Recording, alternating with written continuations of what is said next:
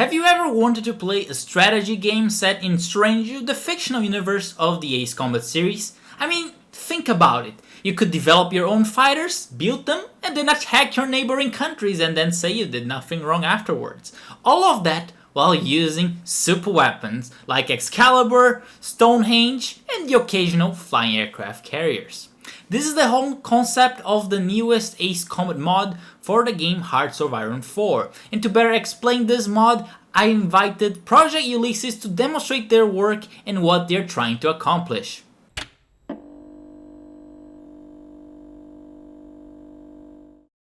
Thank you, Ace Combat fan. Hello, everyone. I'm Rocket Can, along with Jake R2000. Hello. And Air Ixiom. Hi. And we are members of the dev team for Project Ulysses, a mod for Hearts of Iron 4. Hearts of Iron 4 is a grand strategy game by Paradox Interactive set during World War II.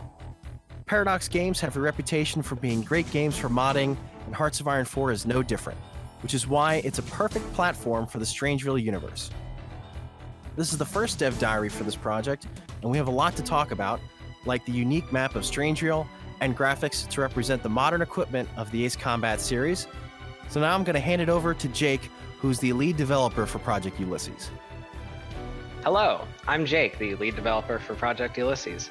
Before we get looking into the map and graphics, I just wanted to give a basic overview of the mod, our ideas, what will be featured, and answer a few common questions. The mod starts in 1991 and will, on release, primarily feature the Balkan War. Alternate outcomes to the wars are possible, so your constant dreams of Balkan conquest can finally be realized. We're also experimenting with ways to expand the amount of time a Hearts of Iron game can last, and we're hoping we can get the game to last all the way to the events of Ace Combat 5, or maybe even 6. Also, super weapons will be in-game, and we plan on using Hearts of Iron 4's scripted GUI effects to represent them. If you have any other questions about the mod, feel free to comment on the video or ask in our Discord. With that said, let's get to showing off the map. So, for the map, we have Ixiom here, who's the subject matter expert. He's the guy that's been doing a lot of work along with others, but he was elected the spokesperson for the map group. And so, basically, Ixiom, I want to ask you a couple questions about the map and everything, graphics. So, first off, how did you make the map? Because it's an entirely different map than Hearts of Iron 4. Yes, well, it's quite a challenging process. Rather than hand drawing it, we used a series of procedural generators, one of which the output was given to us by Reddit user Nom de Comte. Fortunately, with this one, the capabilities were somewhat limited on our end. All 33,371 provinces' borders had to be hand-drawn. Since then, the modding community has certainly evolved in the past year. V2 of the procedurally generated map, we have much more control over the terrain, the height of the map, density, rivers, lakes, and all of that was thanks to James Tom 999.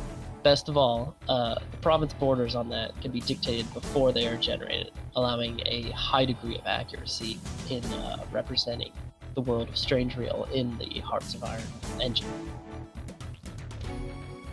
So speaking about the new map and how it relates to Hearts of Iron, compare the vanilla map of Hearts of Iron 4 to the map that you guys generated.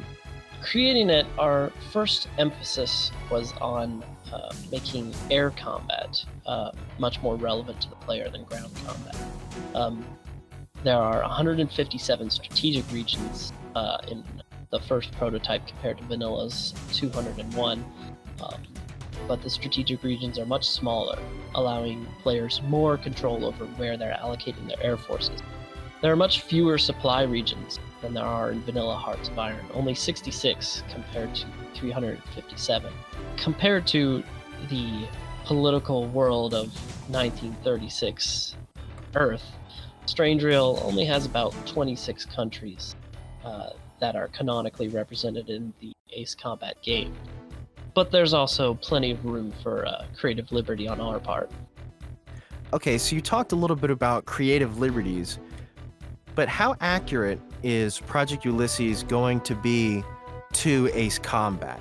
Things like landmarks, terrain, super weapons, things like that. How are those going to be represented in game, if at all?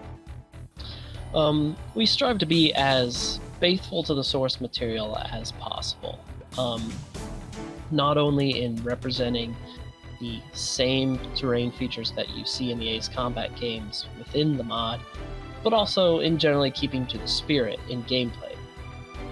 For example, we want the players in a grand strategy game to consider the same challenges that face the canonical nations in how they attack or how they defend, where they attack, where they defend, naval invasion, and so on.